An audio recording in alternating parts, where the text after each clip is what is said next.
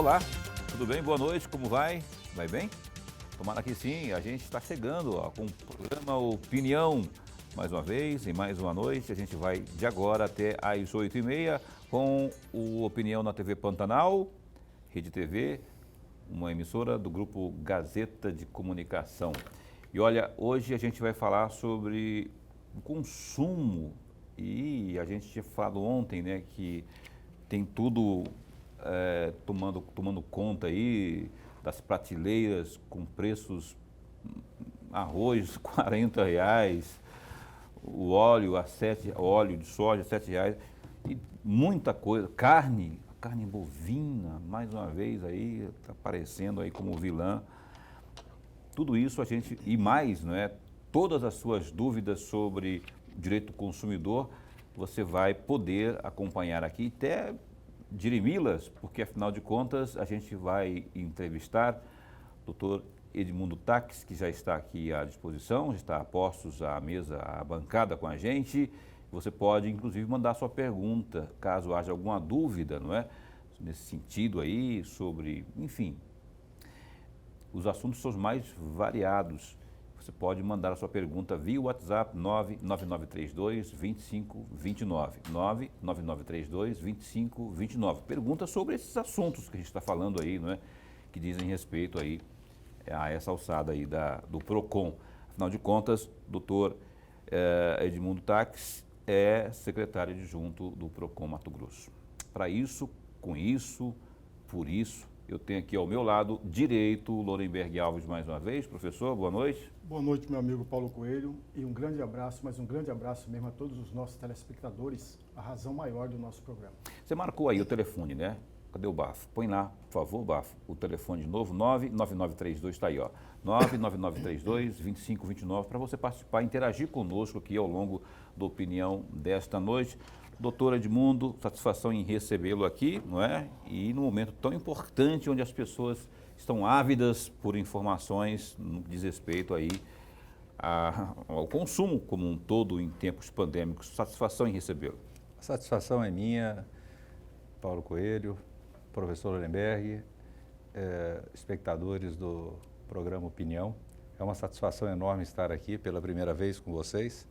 E num momento, como já foi dito, bastante delicado, onde notícias pipocam aí a todo momento a respeito da alta dos preços, principalmente arroz, da carne, o óleo, e realmente nós estamos observando e acompanhando de perto a evolução desses preços e também tomando as medidas necessárias, pertinentes e cabíveis para fazer o adequado acompanhamento.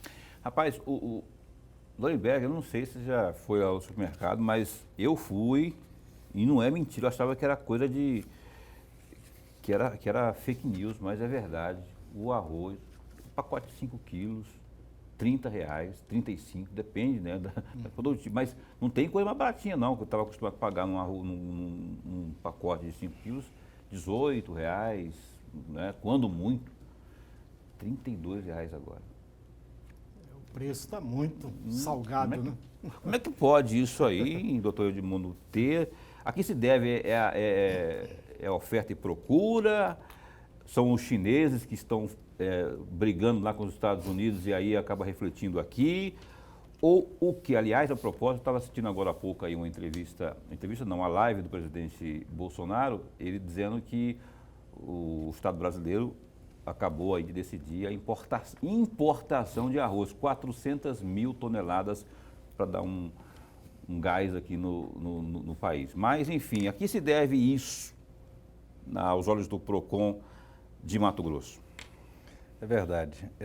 A questão do aumento do preço é uma equação somente com variáveis, Paulo. O PROCON acostumado a lidar com questões pontuais de evolução de preço da economia, agora se vê compelido a fazer uma análise até mais ampla do que aquela que ordinariamente nós trabalhamos e buscando um entendimento de uma conjuntura maior. Essa questão também foi trazida pela própria Associação Brasileira de Supermercados e dos produtores de arroz, que realmente assustaram com a evolução dos preços. E nessa medida, a Procons Brasil, que é a instituição que congrega os Procons de todo o Brasil, tanto os Procons estaduais como os Procons municipais, na 8ª reunião ordinária ocorrida no último dia 3 de setembro, entendeu por bem fazer uma notificação à Senacom, que é o órgão máximo em Brasília, ligado ao Ministério da Justiça, do Sistema de Proteção e Defesa dos Direitos dos Consumidores. Esse ofício, esse encaminhamento foi feito na última terça-feira, dia 8, na qual nós solicitamos à secretária executiva do órgão que encaminhassem às grandes redes de supermercado e atacadistas pedido de informação a respeito desse aumento. E a abordagem foi feita de forma macro, foi feita de forma direcionada já por meio da Senacom, porque esses aumentos estão sendo sentidos não só aqui em Mato Grosso, mas em todo o Brasil. De norte a sul do Brasil, o preço do arroz, o preço do feijão e o preço do óleo subiram vertiginosamente. Está dizendo que não é uma coisa local. Não é uma coisa local, e a investigação impõe sim uma ação muito mais abrangente e feita pelo órgão adequado. Não só a Senacom, que é ligada ao Ministério da Justiça, foi acionada, mas também o Ministério da Economia, nessa mesma oportunidade, e o Ministério da Agricultura. Resultado disso é que, na data de ontem, a secretária, a doutora Juliana, já encaminhou às principais redes de supermercados e atacadistas do Brasil pedido de informações a serem prestadas no prazo máximo de 5 dias. E com isso também ocorreu ontem a reunião da Câmara de Exportação do Brasil, que determinou a fixação de alíquota zero até 31 de dezembro, limitada a 400 mil toneladas de arroz. Então, essas foram as medidas adotadas pelos PROCONs, e aí eu falo pelos PROCONs de todo o Brasil, como uma forma adequada a fazer esse enfrentamento e buscarmos a solução também mais adequada.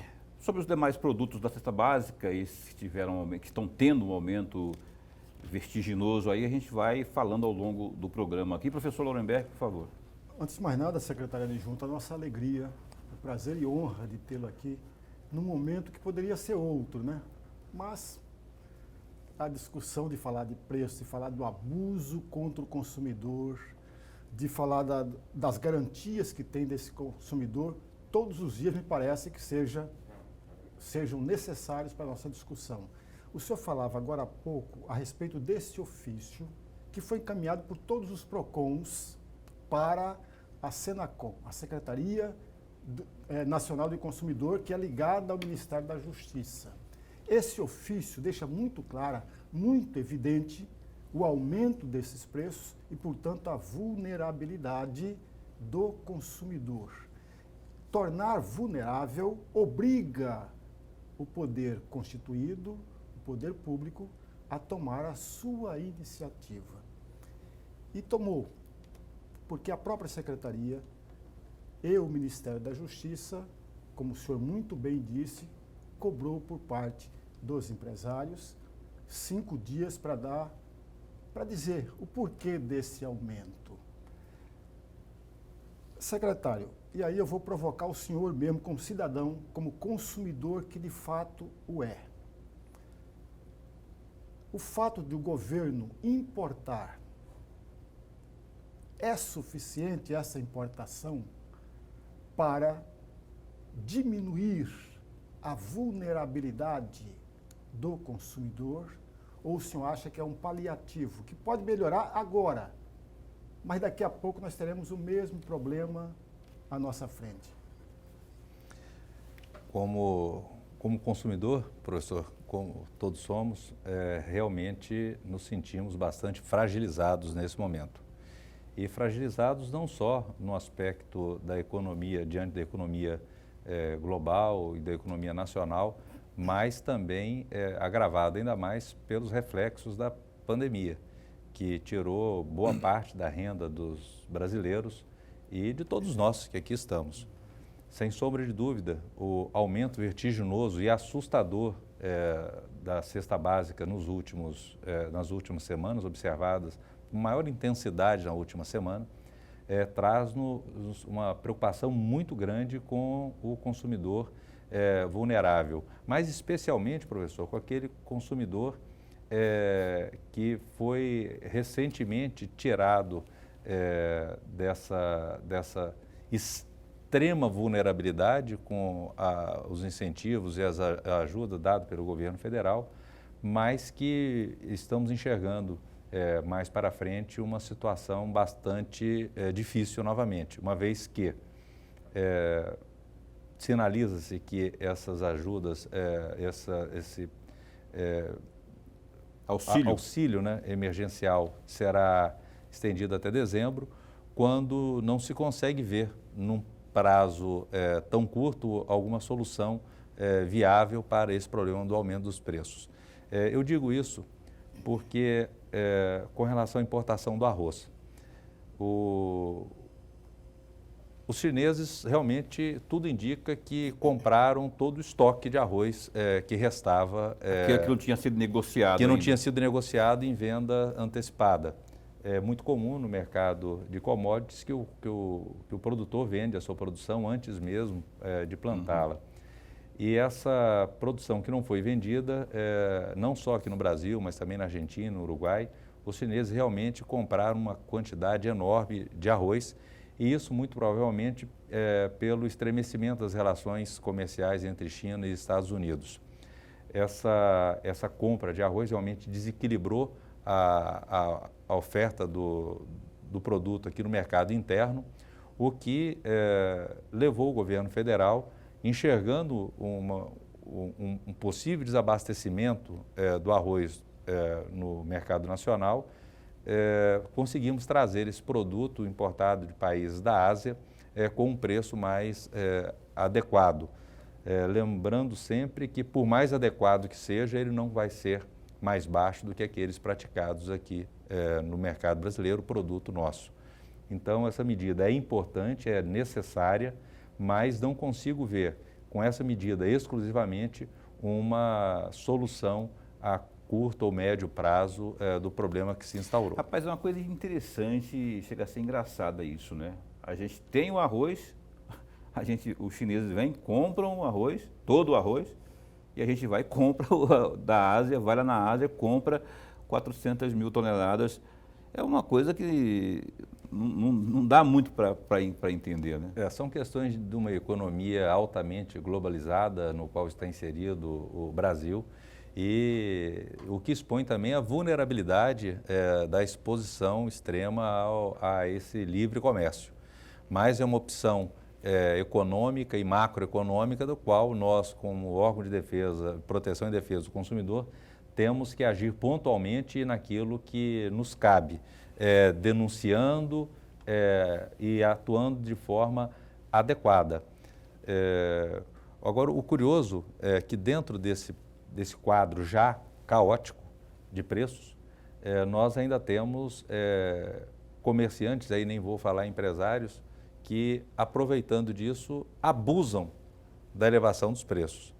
É bom que se diga, o PROCON estadual está monitorando esses preços, monitorando o mercado e a cesta básica desde o início da pandemia, desde março.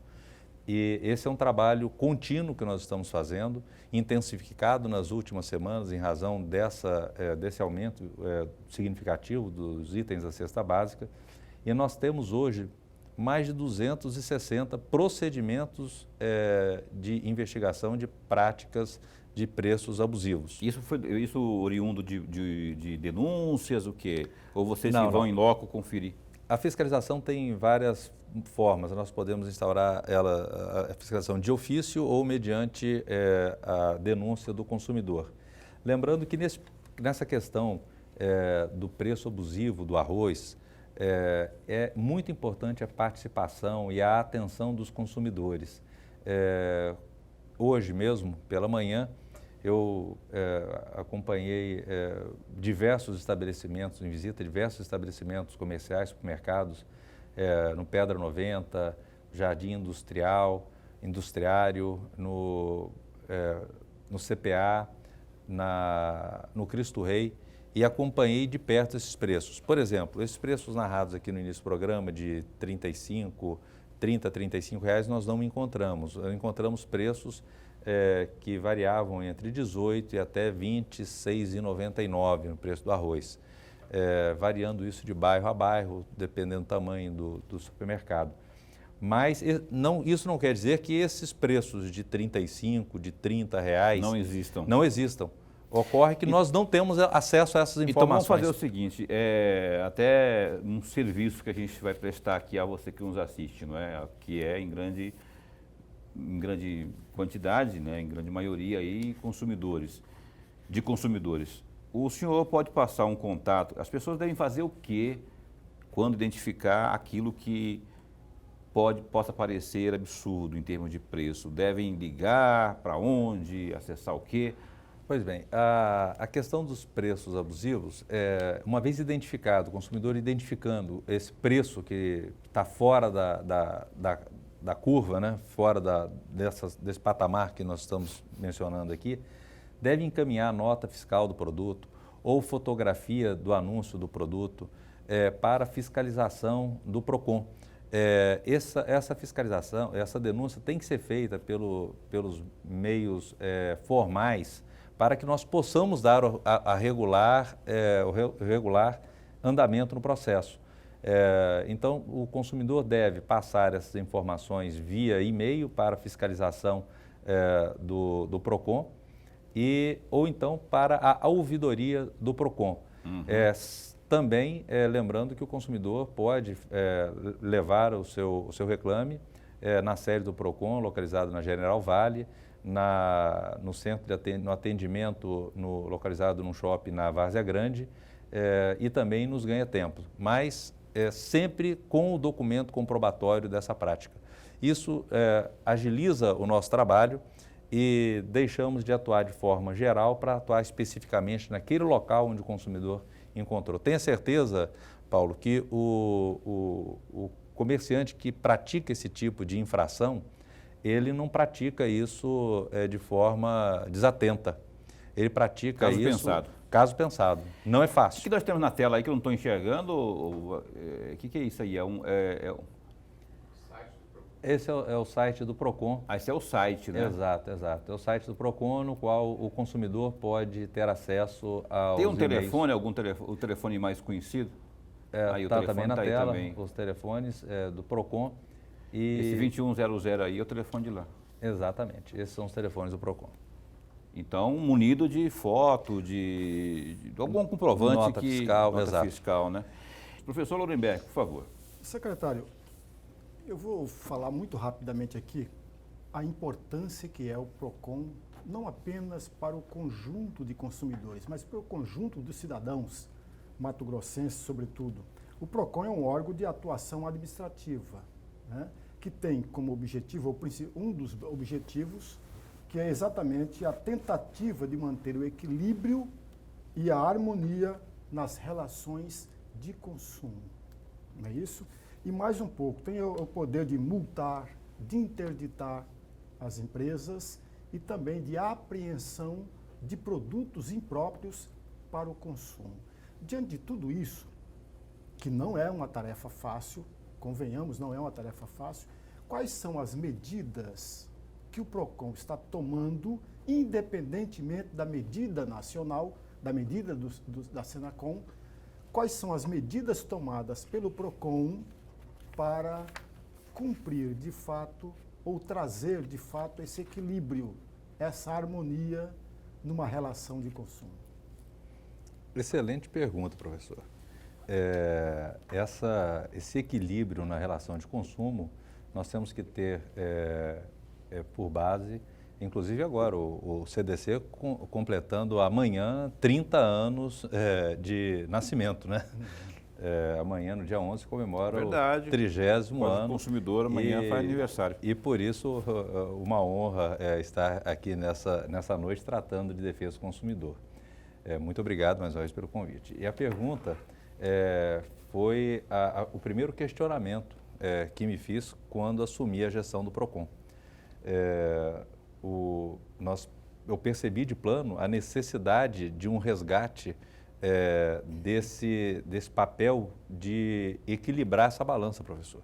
A gente só consegue equilibrar a balança com um diálogo e assumir num momento de grande estresse, e principalmente com alguns fornecedores, principalmente com relação à energia elétrica, onde já havia um desgaste acentuado nas discussões, também em relação a águas, e percebi que havia pouco avanço nas relações de consumo, o que provocava a dificuldade de atingirmos esse equilíbrio. Mas não só essa foi a primeira abordagem que fiz, foi resgatar o diálogo institucional com os principais fornecedores e naquele momento com o setor de energia, de águas e também o de educação. Só para falar desses três, mas tiveram outros, mas foram os mais impactados nesse primeiro momento. E tivemos também reuniões com a FEIComércio, na tentativa de sensibilizarmos os comerciantes também da necessidade de ter uma máxima atenção com o consumidor. Mas não só isso, também esse diálogo ele tinha que ser interno.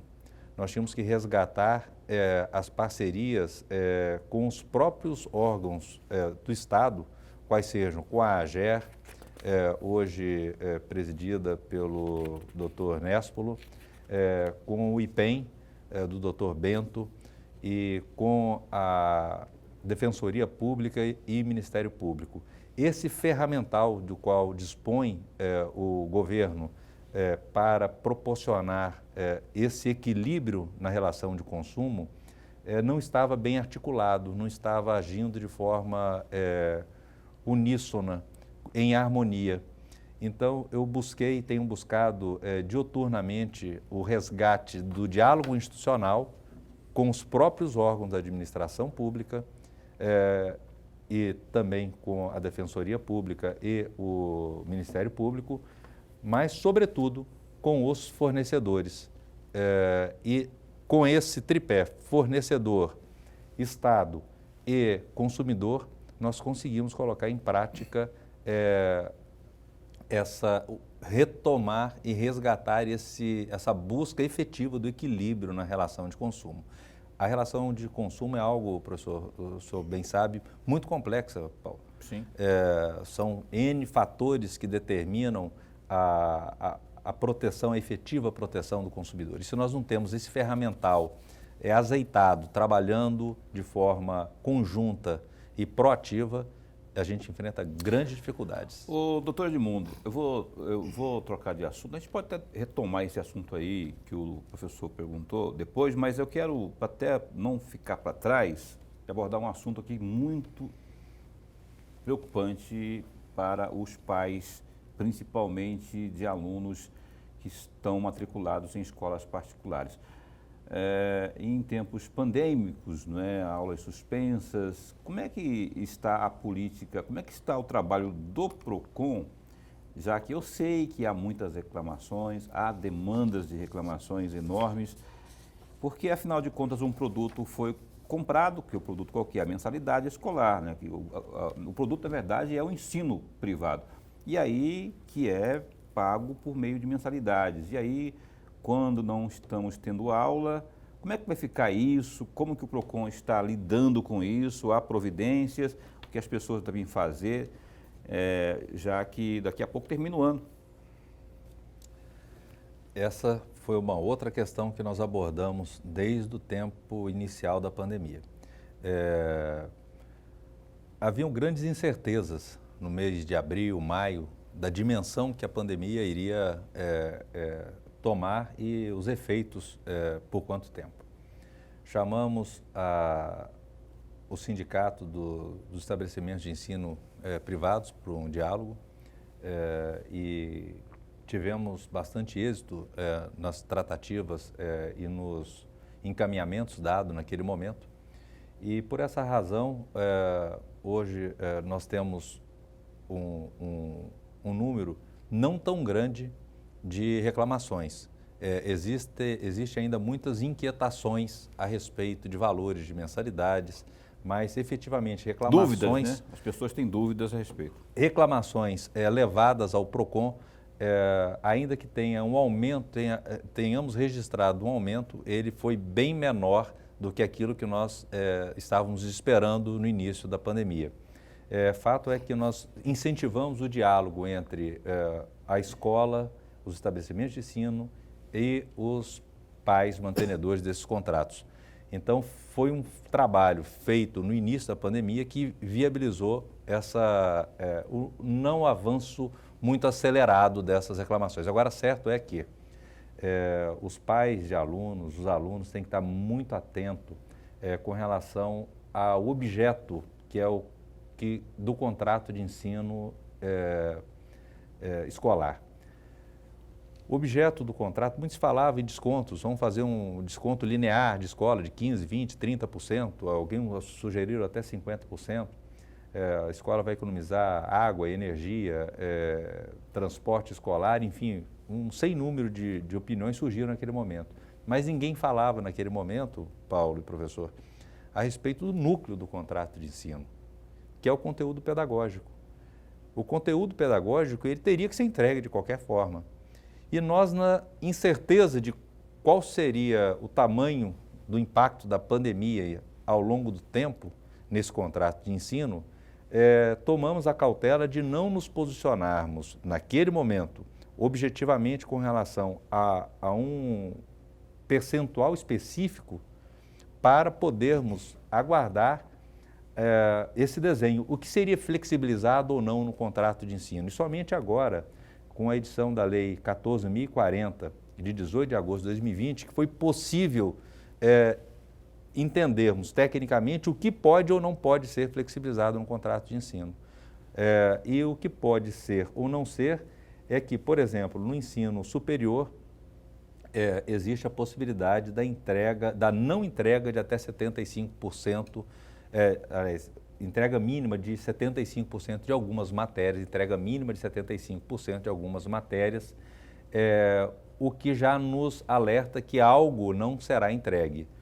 Se parte do conteúdo pedagógico não será entregue, aí torna relevante a economia que os estabelecimentos de ensino tiveram ao longo desse tempo. Aí torna-se relevante a economia ocorrida com água, com energia elétrica, principalmente à luz dessas entregas que muito possivelmente não serão feitas. Por isso nós aguardamos a edição dessa lei e estamos hoje conclamando os estudantes para que prestem muita atenção no conteúdo pedagógico que está sendo ministrado. Qual é o efetivo prejuízo? Compare o conteúdo que está sendo entregue este ano, este semestre, com o conteúdo que foi entregue para os seus colegas no semestre anterior ou no ano anterior. Esse é o ponto objetivo do qual nós estamos partindo para uma discussão a respeito do valor da mensalidade. E principalmente aferirmos se existe ou não lesão no contrato de ensino. Então, a orientação é para ficar atento quanto ao conteúdo pedagógico. Exatamente. Fazer essa comparação desse período de agora, especialmente tempos pandêmicos, com o ano passado, por exemplo. Exatamente. Nas universidades isso é mais fácil, até porque você compara com o semestre imediatamente anterior. Uhum.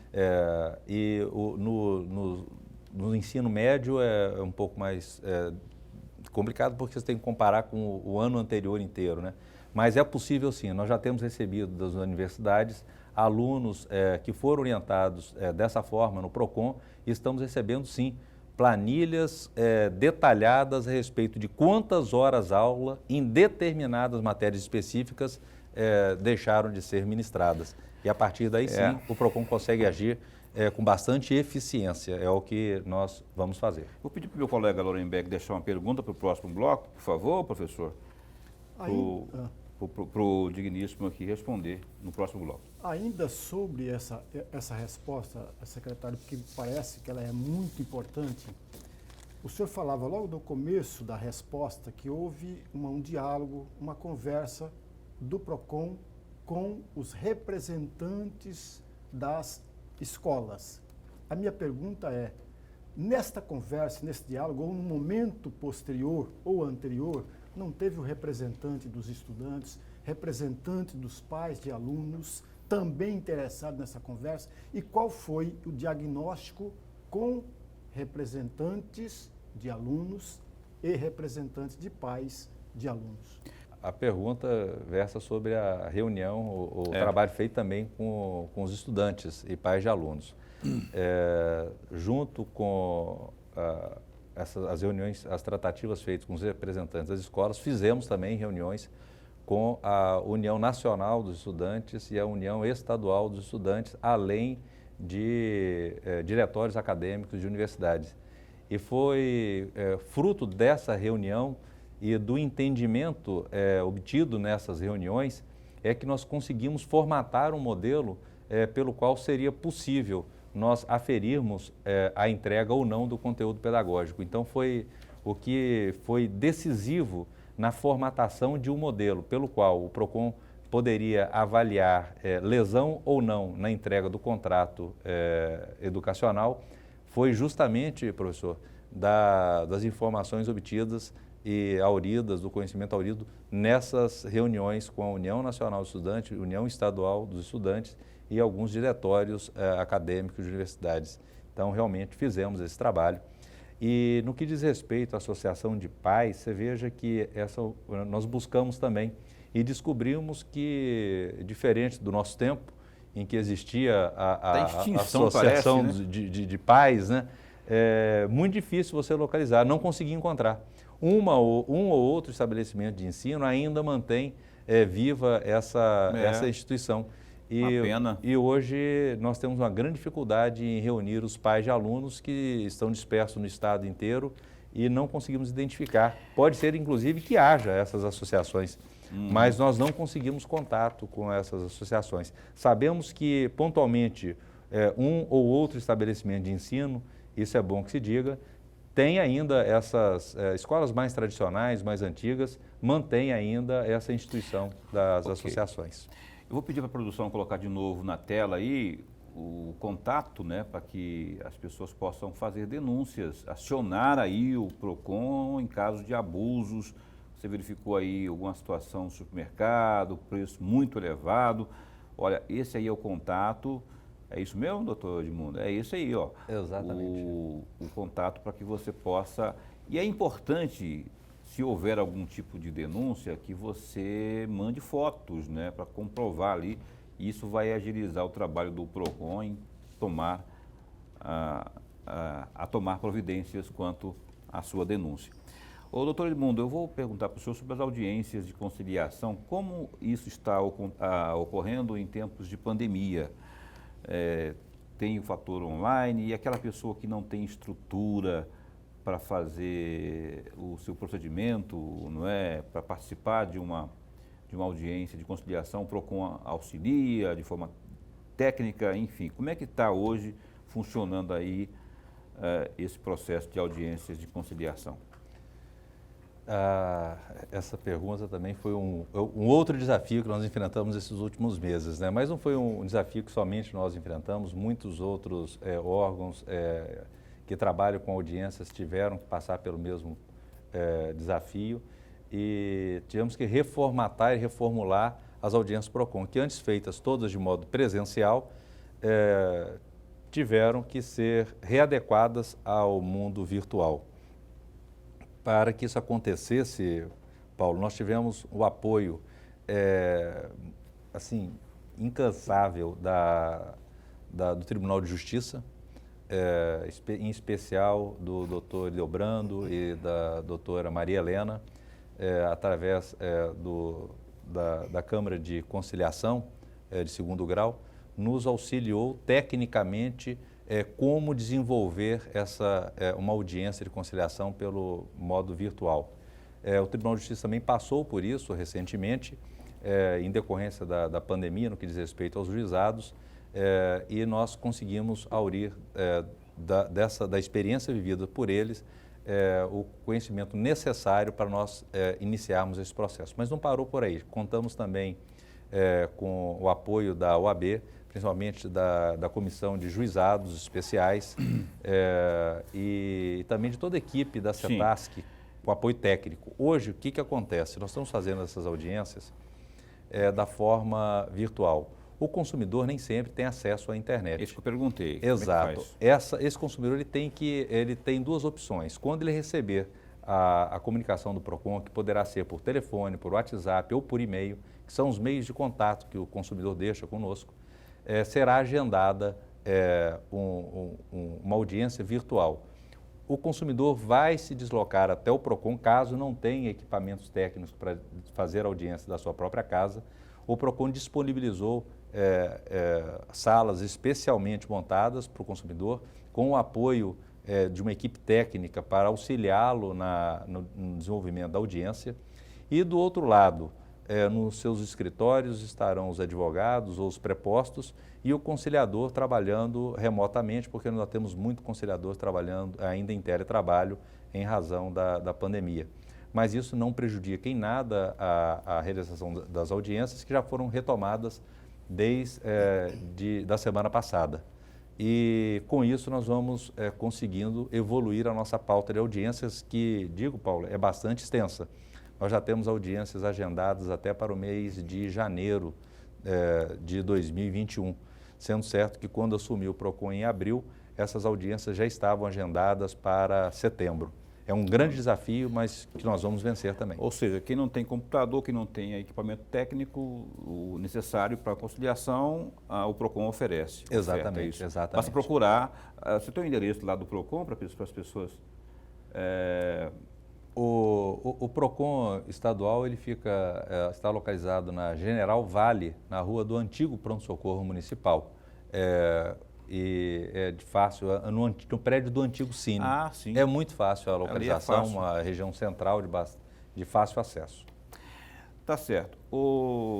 Lorenberg, mais uma pergunta aí? Tem. Secretário, eu estava lendo a respeito daquele ofício que o senhor falava agora há pouco, lá no primeiro bloco, melhor dizendo, e eu estava vendo comentários de chefes de PROCONs nos estados. Um deles é exatamente o superintendente do PROCON de Mato Grosso do Sul. E ele disse uma frase que eu gostaria de ouvir um comentário do senhor a respeito. Entre aspas, sem a elaboração, ele falava sobre a questão que nós estamos vivendo agora, sobre as altas de preços, sem a elaboração de diretrizes governamentais, não conseguiremos reverter o atual cenário econômico, principalmente por se registrar aumento na demanda por itens alimentícios. Fecham aspas. Gostaria muito de ouvi-lo a respeito desta afirmação. Acertada e preocupante. Veja, como tratei também no primeiro bloco, ao aumento do preço se deve a um aumento da demanda do mercado internacional sobre as commodities brasileiras. E esse é um movimento macroeconômico do qual o consumidor brasileiro fica refém. Nós não temos mais, como tínhamos antigamente, a Cobal e outros órgãos estatais que faziam aquele estoque regulador. Hoje nós já não temos mais esses estoques reguladores e, infelizmente, ficamos reféns da volatilidade desses mercados. É o livre comércio, né? É o livre comércio. A preocupação do colega lá de Mato Grosso do Sul é pertinente e impõe a adoção de medidas econômicas macro para a solução dessa questão das altas dos preços num quadro aí de médio prazo. Como afirmei a princípio, não vejo uma solução fácil de curto prazo. E pertinente a esse questionamento, temos a questão do preço da carne. Isso que eu ia falar agora. O preço da carne é o exemplo clássico dessa resposta dada pelo colega do Mato Grosso do Sul. Há 4 meses atrás, a arroba do boi estava cotada a R$ 150. e agora está 220 o do boi, 230, 220 da vaca e 230 do boi. E aí você pergunta, mas como assim? Há abusividade nessa escalada de preços? Não, os chineses estão comprando carne também. Já tem aqui até o boi chinês, que tem uma determinada era e um determinado peso que é o adequado para exportação para a China. E o dólar em alta no patamar que está, é extremamente tentador a exportação por parte dos frigoríficos.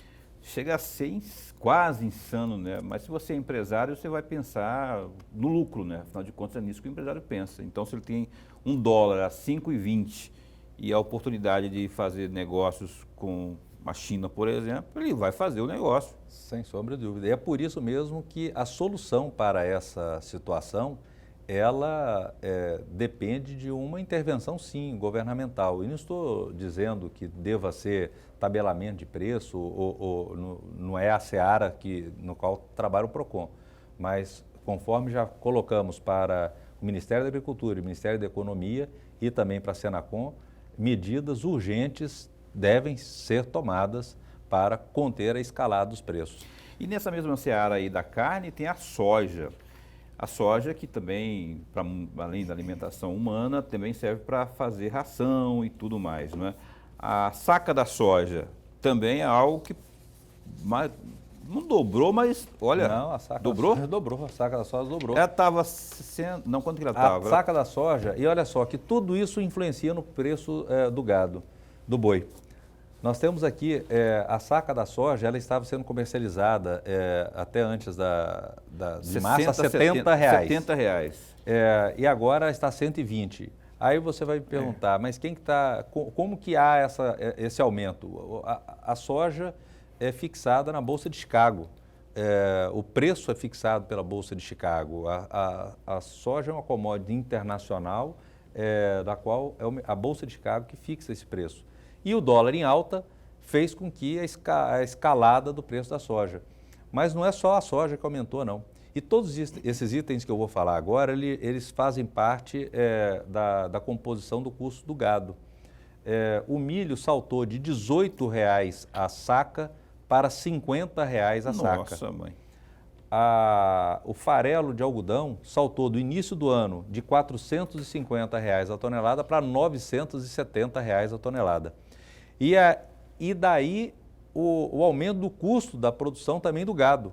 Ou seja, esse aumento do gado de 150 para 210, R$220, ele não é à toa, ele não se deu simplesmente porque o produtor quis aumentar, não. É porque houve um aumento no preço da alimentação desse gado. E o preço, esse aumento é imediato quase, não é? Ah, sim, o produtor tem que assimilar isso imediatamente, sob pena dele não conseguir sustentar. Mas importante é que haja, sim, uma fiscalização do PROCON, e nós estamos fazendo para conter todo tipo de abusividade. Doutor, olha só, eu tenho que encerrar o programa, mas eu precisava que o senhor faça, por exemplo, carne, não é? Hoje eu paguei R$28 o quilo de coxão mole. Absurdo, porque estava no 22, estava 22, 21,90. O que é normal para eu chegar no açougue ou no supermercado e falar, não, isso está fora do contexto, eu vou chamar o PROCON? Por exemplo, vamos pegar 3 produtos aí, a carne, o óleo de soja e o arroz. Qual que é o preço normal que o cara pode falar assim, opa, isso aqui está dentro da normalidade, isso aqui não está? Olha, vamos lá. A abusividade no preço da carne até que não, ela ocorre não com muita frequência. É mais difícil você ver a abusividade no preço da carne. Mas para parametrizar isso, nós podemos dizer o seguinte, o preço da alcatra está variando de R$30 a R$35, o preço do quilo. Aquilo que ultrapassar muito, sair fora dessa margem, realmente já é algo a ser investigado pelo PROCON. E aí volto a reafirmar, nós dependemos muito do consumidor, o consumidor precisa de nos informar pontualmente. Coloca na tela de novo aí, por favor, aí, o contato. Outra questão importante é com relação ao arroz. O arroz nós temos um diagnóstico feito na data de hoje que os preços variam de 18 até R$ 27,90. Foi o preço mais alto que eu encontrei hoje nas gôndolas do supermercado. Preços acima de 29, como os narrados aqui, 30, R$ 35, são preços que têm que ser investigados. Mas não só esses preços têm que ser investigados. Esse mesmo arroz que está sendo vendido a 27, a 25, a 24 é objeto da nossa investigação, porque ele pode ter sido comprado ainda antes do aumento e o supermercadista pode ter aumentado esse preço.